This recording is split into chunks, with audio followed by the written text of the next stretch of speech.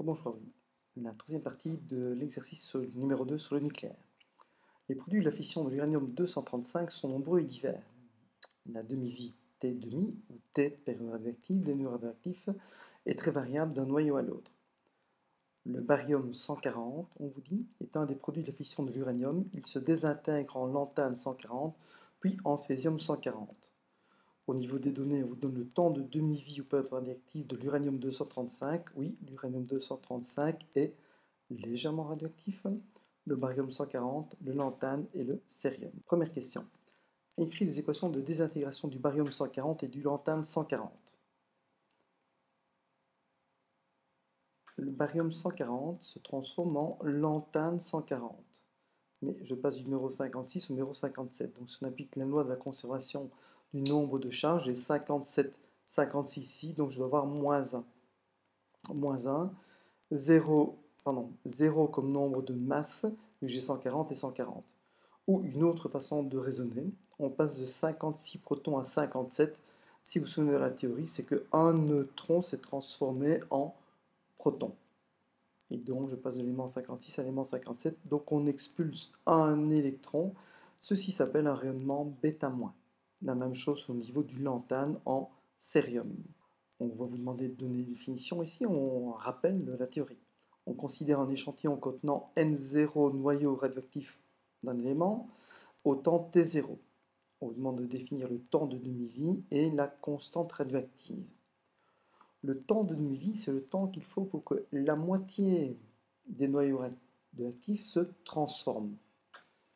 Et donc, ce temps de demi-vie, par exemple, pour le carbone 14, c'est de 5730 ans, si vous vous souvenez. La constante radioactive lambda, c'est le logarithme népérien de 2 divisé par la période radioactive, 3, 5. À la date T, l'échantillon contient N noyaux radioactifs à un moment donné.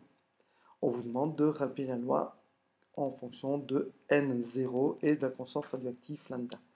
Le nombre de noyaux que j'ai à un moment donné, c'est le nombre que j'avais au départ, N0, fois l'exponentielle de moins lambda fois t. Si lambda est exprimé en seconde moins 1, c'est que le temps est en seconde. Si le temps est en minutes, ça sera en minutes moins 1. Il faut avoir une bonne concordance donc des unités. En général, on essaiera de travailler en secondes et seconde moins 1. Question 3.6. Définir puis calculer l'activité d'un échantillon de masse 1 g d'uranium-235. L'activité, comme nous l'avons vu au cours, l'activité c'est le nombre de désintégrations qu'il y a par seconde. Et donc c'est relié, nous allons faire la démonstration, par la constante radioactive fois le nombre de noyaux. Par exemple, si on fait le calcul pour l'uranium-235, le temps de demi-vie, la période radioactive est de 70 millions d'années. On va devoir transformer cette période radioactive on va devoir la transformer en secondes. Et on va devoir calculer combien est-ce que j'ai de noyaux N dans 1 g d'uranium-235. On fait comment? Il suffit de dire, mais dans 1 g d'uranium-235, j'ai le nombre d'Avogadro. Ça, c'était pour une mole. Une mole, c'est 235 grammes. Donc, je divise le nombre d'Avogadro par 235 grammes. J'obtiens 2,56 posant 21 atomes.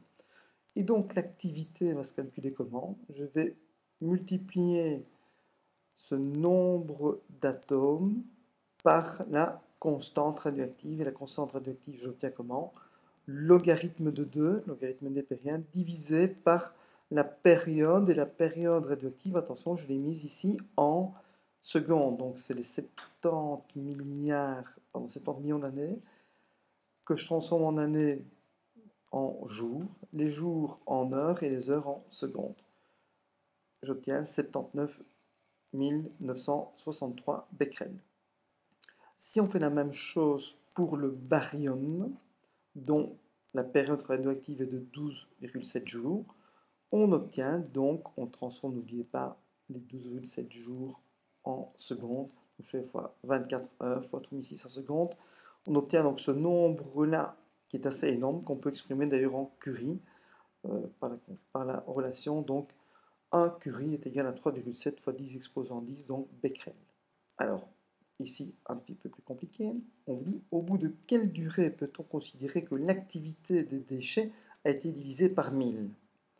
On considère pour le calcul que cette durée est la somme des deux durées nécessaires à la division par 1000 de l'activité des échantillons de barium et de lantane, vu qu'on a du barium et du lantane.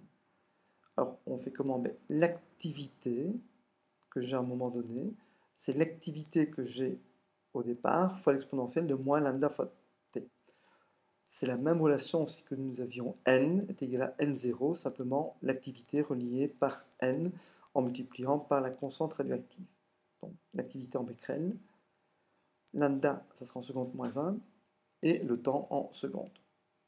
Pour avoir que l'activité soit celle du départ divisée par 1000 et calculer le temps, il faut combien de temps pour ça? L'activité, c'est l'activité initiale fois E moins lambda t.